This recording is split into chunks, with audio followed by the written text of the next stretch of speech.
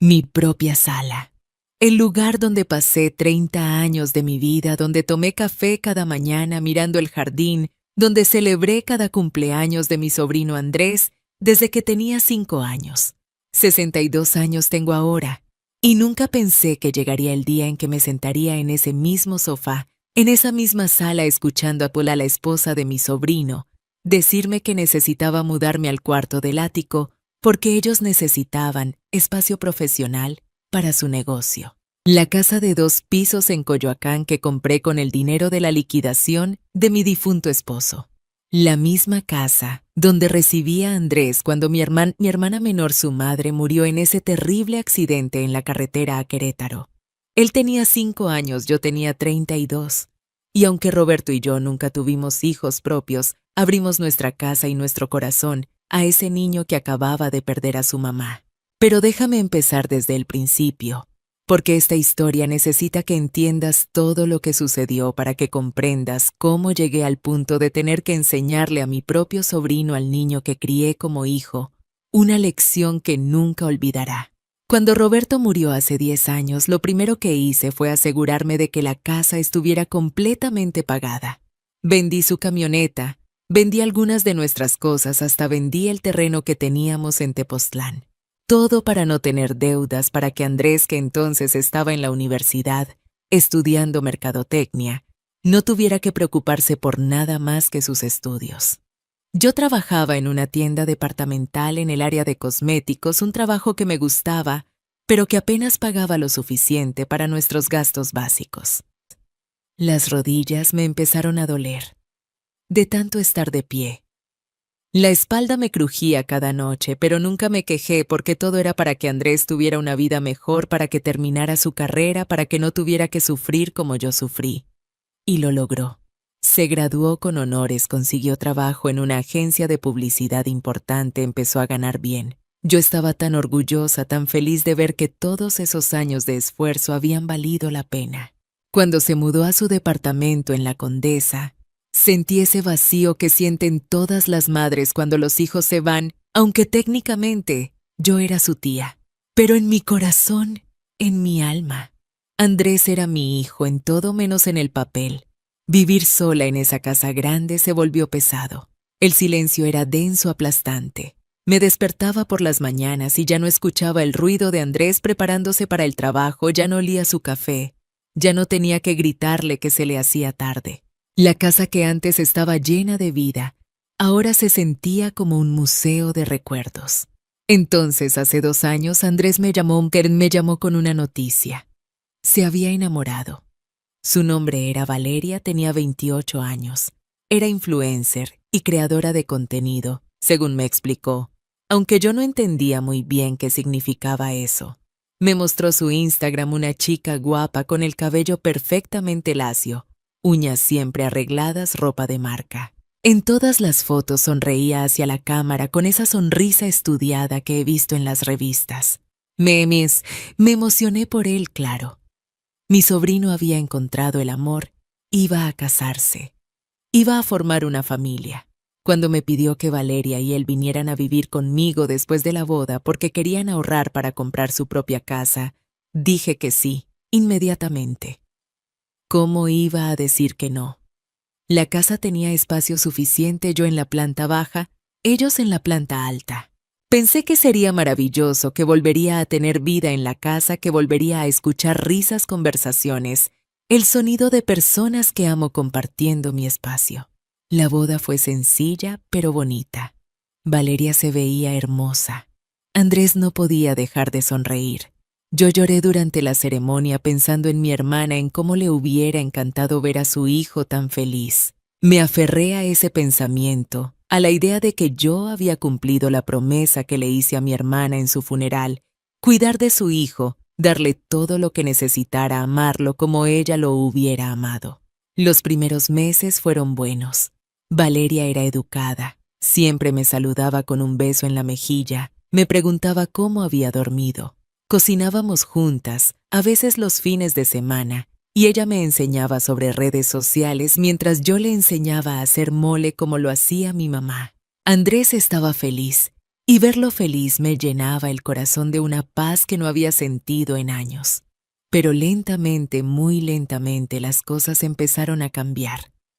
Primero fueron pequeñas peticiones.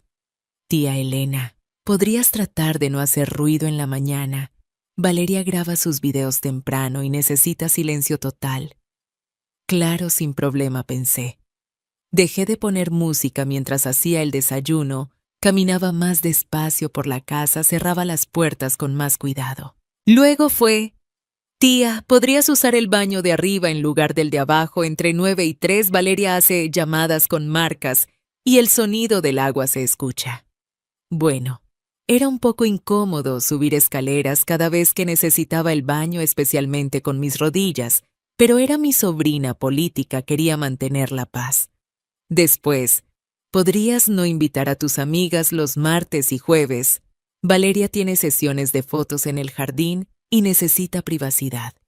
Mis amigas del club de lectura que venían cada semana desde hacía 5 años de repente ya no eran bienvenidas en mi propia casa. Les dije que nos viéramos en cafeterías, y aunque ellas entendieron, vi en sus ojos la pregunta que no me atrevían a hacer: ¿por qué estás dejando que te hagan esto? Pero yo me decía a mí misma que era temporal, que cuando ellos ahorraran suficiente se mudarían, que solo necesitaba ser paciente. Al fin y al cabo, Andrés era prácticamente mi hijo, y los hijos a veces necesitan ayuda, ¿verdad? Eso es lo que hacen las buenas madres, las buenas tías, sacrificarse en silencio.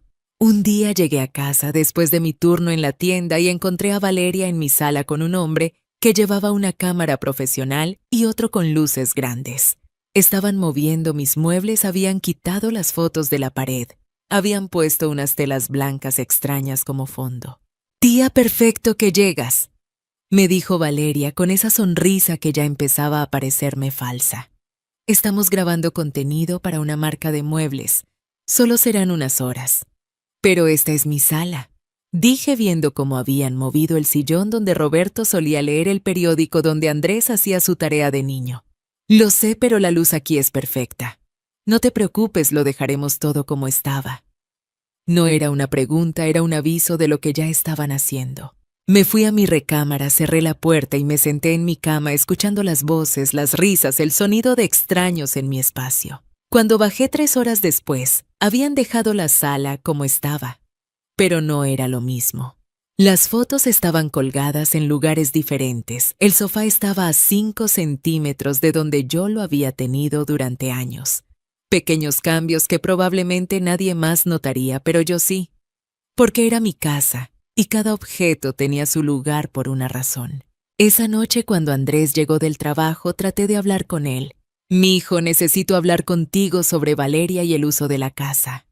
«¿Qué pasó?», me preguntó, pero ya podía ver en sus ojos esa mirada defensiva, ese tono que me decía que cualquier crítica a Valeria no sería bien recibida. Hoy llegué y había gente grabando en la sala sin que me avisaran. Movieron mis cosas y yo siento que tía Valeria trabaja desde casa. Necesita espacios para crear contenido. Pensé que lo entendías. Además, ella me dijo que te había mandado mensaje avisándote. Revisé mi teléfono. No había ningún mensaje, pero cuando se lo dije, él solo suspiró, como si yo fuera una anciana confundida que no sabía usar su celular. «Tal vez no te llegó. De todos modos, no es para tanto, ¿o sí? Solo fueron unas horas». Y ahí fue cuando empecé a sentir esa primera grieta, ese primer momento de duda. Mi sobrino, el niño al que había criado para que fuera respetuoso y considerado, me estaba diciendo que mis sentimientos, mi comodidad en mi propia casa, no era para tanto. Las semanas siguientes empeoraron. Valeria empezó a redecorar la sala sin preguntarme. Llegué un día y mis cortinas de hace 20 años, las que yo misma había cosido, habían sido reemplazadas por unas blancas minimalistas. «Se ven mucho mejor para las fotos», me explicó Valeria. «Las tuyas estaban muy viejas, tía». Viejas, como yo. Mi vajilla, la que había heredado de mi mamá, de repente era muy anticuada para las fotos de Valeria. Mis plantas en macetas de barro que había cuidado durante años fueron reemplazadas por unas en macetas blancas geométricas. Mi casa estaba convirtiéndose en el escenario de la vida de otra persona y yo me estaba convirtiendo en una extra en mi propia película. Pero el verdadero golpe llegó un domingo por la tarde. Yo estaba en la cocina preparando barbacoa como hacía cada domingo, desde que Andrés era niño. Era nuestra tradición. Valeria bajó las escaleras, me miró con esa expresión que ya reconocía como el preludio de una conversación importante, y se sentó en la mesa de la cocina. Tía Elena, Andrés y yo hemos estado hablando. Comenzó jugando con sus uñas perfectas. Mi negocio está creciendo mucho. Necesito un estudio profesional, un espacio dedicado, donde pueda grabar, editar, almacenar equipo. ¡Qué bien, mija!, dije sin entender todavía a dónde iba esto. ¿Van a rentar un local? No. Los locales son muy caros. Pensamos que podríamos usar esta planta baja. Me quedé quieta, el cuchillo suspendido sobre el nopal que estaba cortando. Como, mira arriba, hay un cuarto extra, el que usamos para almacenar cosas. Podríamos limpiarlo, poner una cama pequeña y tú podrías mudarte ahí. Es más pequeño y está cerca del ático, pero honestamente, tía, a tu edad no necesitas tanto espacio.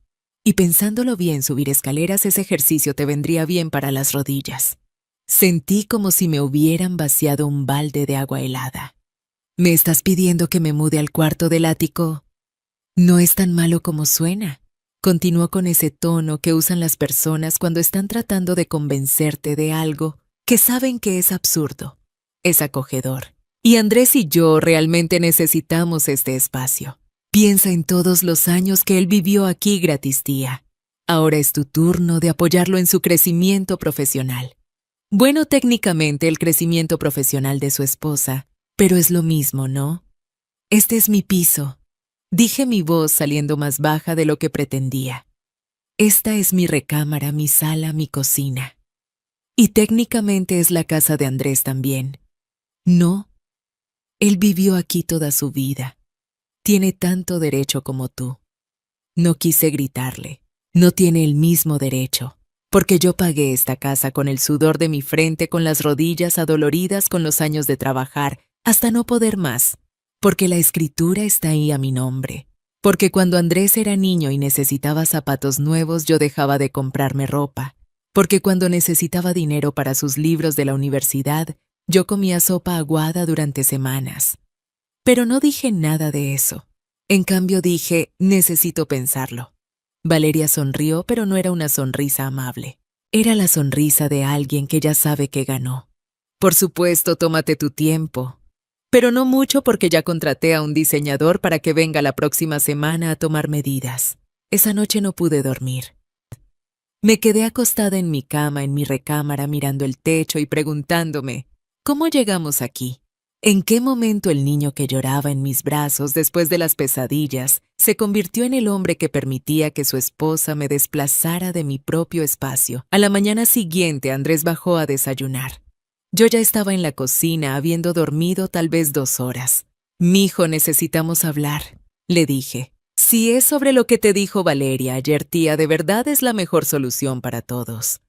¿Para todos o para ustedes? Se molestó. Podía verlo en la forma en que apretó la mandíbula, en cómo sus hombros se tensaron. «No seas dramática, tía. No te estamos echando de la casa. Solo te estamos pidiendo que seas flexible».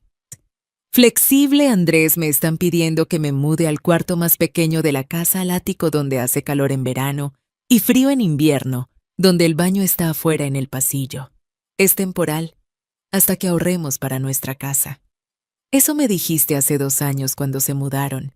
Es temporal hasta que ahorremos. Pero en lugar de ahorrar, Valeria compra ropa de marca, tú compraste un coche nuevo. Van a restaurantes caros cada fin de semana.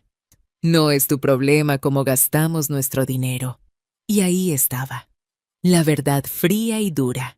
Yo no tenía derecho a opinar a pesar de que me estaban pidiendo que renunciara a mi espacio, a mi comodidad, a mi dignidad.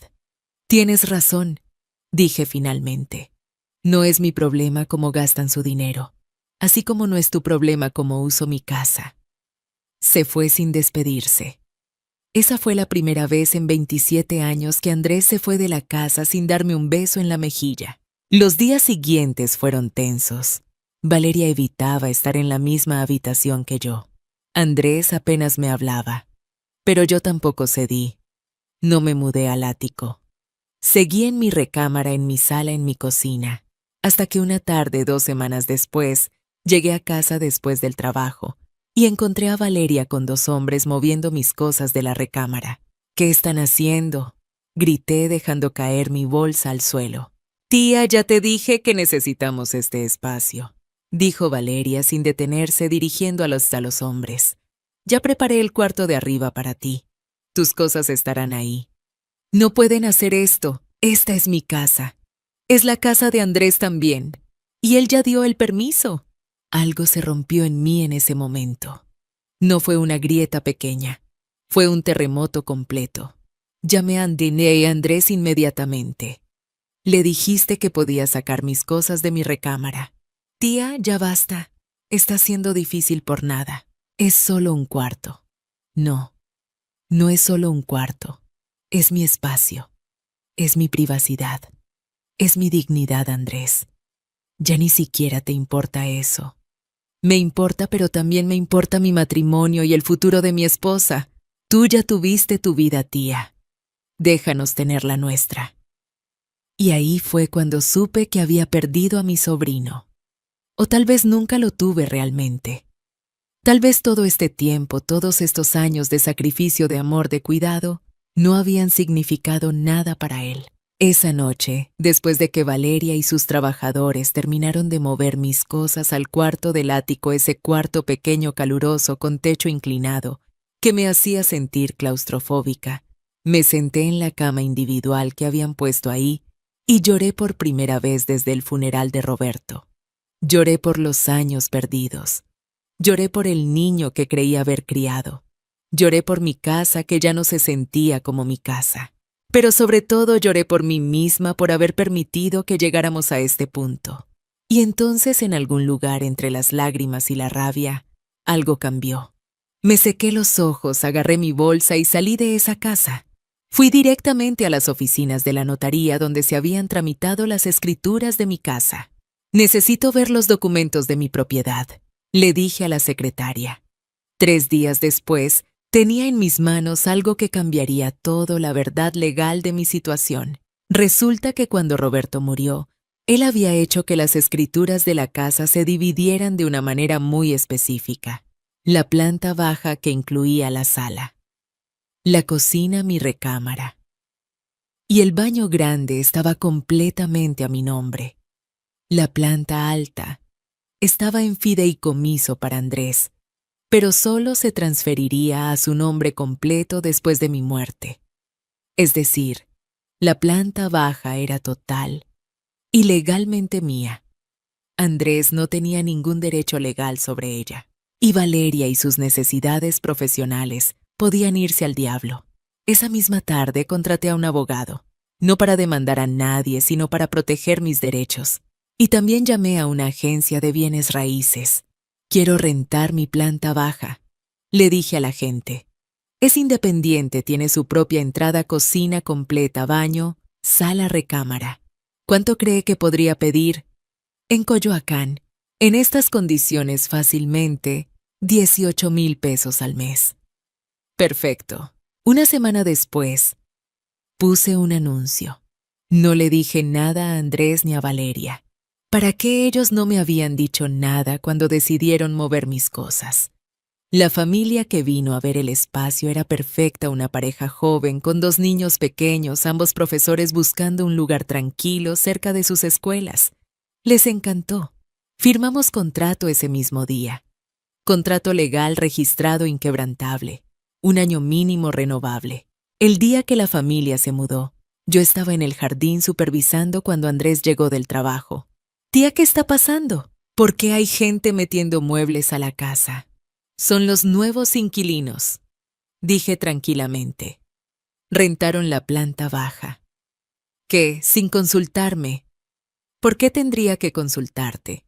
La planta baja es legalmente mía. Aquí están las escrituras si quieres verlas. Le extendí los documentos que había traído preparados precisamente para este momento. Lo vi leerlos, vi cómo su cara pasaba de confusión a incredulidad a rabia. No puedes hacer esto. Ya lo hice. Contrato firmado por 1 año. La familia ya pagó depósito y primer mes. Valeria salió corriendo de la casa. ¿Qué significa esto? ¿Dónde se supone que voy a hacer mi estudio? No es mi problema, dije usando las mismas palabras que Andrés me había dicho semanas atrás. No es mi problema cómo organizan su vida profesional. Pero necesito ese espacio. Y yo necesitaba mi recámara. Pero eso no te importó. Andrés se veía desesperado. Tía, esto es una locura. Cancela el contrato. Resolveremos esto como familia. Ya lo resolví. Como propietaria legal de la planta baja, tomé una decisión de negocio. Los inquilinos parecen muy amables. Tienen 2 niños pequeños, así que tal vez haya un poco de ruido. Pero bueno, a ustedes no les importa el ruido cuando están grabando videos, ¿verdad? Valeria se puso roja. Esto es venganza. Eres una vieja amargada. No es venganza, dije con calma. Es justicia y respeto. Algo que ustedes olvidaron que también merezco. Los meses siguientes fueron, debo admitir, satisfactorios de una manera que no me enorgullece completamente, pero que tampoco puedo negar. Andrés y Valeria se dieron cuenta de que sin la planta baja no tenían espacio para el estudio profesional. Tuvieron que rentar una bodega pequeña al otro lado de la ciudad, pagando 25,000 pesos al mes, más de lo que yo cobraba por mi planta baja. Sus finanzas, que nunca habían sido mi problema según Andrés, de repente sí se convirtieron en su problema. Ya no podían ir a restaurantes caros. El coche nuevo que Andrés acababa de comprar tuvo que venderlo para comprar uno más modesto. Valeria tuvo que reducir sus compras de ropa de diseñador. Y yo me quedé en mi cuarto del ático por decisión propia, ahora no por imposición. Usaba el dinero de la renta para mis gastos y para ahorrar. Por primera vez en años me sentía financieramente segura. Los niños de la familia inquilina eran dulces. A veces me traían dibujos que habían hecho en la escuela. Me recordaban a Andrés cuando era pequeño, antes de que el mundo lo endureciera, antes de que Valeria lo cambiara. Después de 6 meses, Andrés finalmente vino al hablar conmigo. Realmente hablar, no reclamar ni exigir. Tía, lo siento, dijo sentándose en la pequeña sala del ático, que yo había convertido en mi espacio personal. No me había dado cuenta de lo mal que te tratamos. No me habías dado cuenta o no te importó. Se quedó en silencio. Respuesta suficiente. Valeria y yo estamos teniendo problemas, continuó. Económicos, pero también otros. Ella está enojada todo el tiempo porque el estudio es muy pequeño y está lejos. Dice que yo debería haber peleado más por la casa. ¿Y tú qué crees? Creo que tenías razón. Creo que nos comportamos como si tú no importaras, como si tus sacrificios no significaran nada. Creo que asumimos que porque te criaste siendo de otra generación, más sacrificada, más sumisa, ibas a aguantar cualquier cosa que te pidiéramos. Por primera vez en meses vi a mi sobrino real, no a la versión de él que Valeria había moldeado. Andrés, yo te amo, siempre te amaré. Pero amor no significa ser tapete. Amor no significa sacrificar tu dignidad. Y definitivamente no significa permitir que te falten al respeto en tu propia casa. Lo sé ahora. Ojalá lo hubiera sabido antes. No sé qué pasará con Andrés y Valeria. Todavía viven en la planta alta. Todavía pagan la bodega cara. Todavía luchan con su presupuesto. Pero ya no es mi problema, como Andrés me recordó una vez. La familia de la planta baja renovó su contrato. Sus niños están creciendo y a veces me piden que les lea cuentos. Les cuento historias de cuando su piso era mi sala, mi cocina, mi refugio. Les cuento sobre el respeto, sobre los límites, sobre el valor de conocer tus derechos. Y en las noches, cuando me siento en mi pequeño cuarto del ático, no me siento derrotada. Me siento victoriosa. Porque esta batalla no se trataba de espacio físico, se trataba de dignidad.